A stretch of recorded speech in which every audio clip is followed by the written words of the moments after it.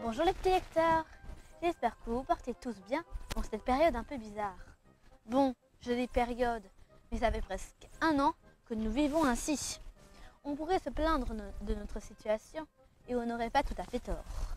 Mais cette semaine, je vous propose de parler d'une histoire de vie réelle, d'une jeune femme qui aurait eu bien des raisons de se plaindre de son existence, mais au contraire, elle a préféré se battre au risque de sa vie. Elle est pour moi une véritable héroïne, un modèle. Cette courageuse personne, c'est Malala. Peut-être allez-vous me dire, mais moi, je connais Malala, pas besoin de le lire. Dans ce livre pour filles et garçons, vous allez connaître dans les moindres détails sa vie de militante. Je conseille ce livre à partir de 11 ans et plus. Mais si vous voulez le lire plus tôt, je vous conseille de le lire avec un de vos parents. Entre documentaire et journal intime, cette biographie a été écrite par l'italienne Viviana Malala, journaliste et envoyée spéciale, qui couvre des histoires d'hommes et de femmes dans le monde entier. Avant de vous faire un rapide résumé sur le livre, je voulais vous montrer l'impressionnant bâtiment derrière moi, le Parlement européen à Strasbourg.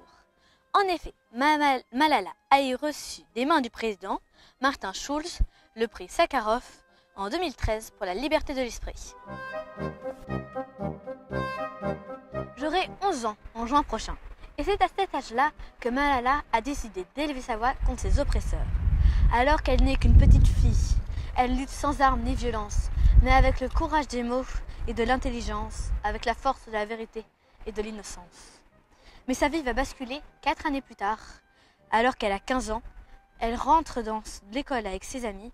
Un jour, comme tant d'autres, des talibans rentrent dans son bus et tentent de la tuer. Pourquoi ? Parce que dans son pays, le Pakistan, les talibans veulent supprimer les droits des femmes et qu'elle s'est opposée à eux depuis toutes ces années. Découvrez à travers de ce livre comment cette jeune fille a réussi à braver la mort pour défendre les droits des femmes à l'éducation dans son pays.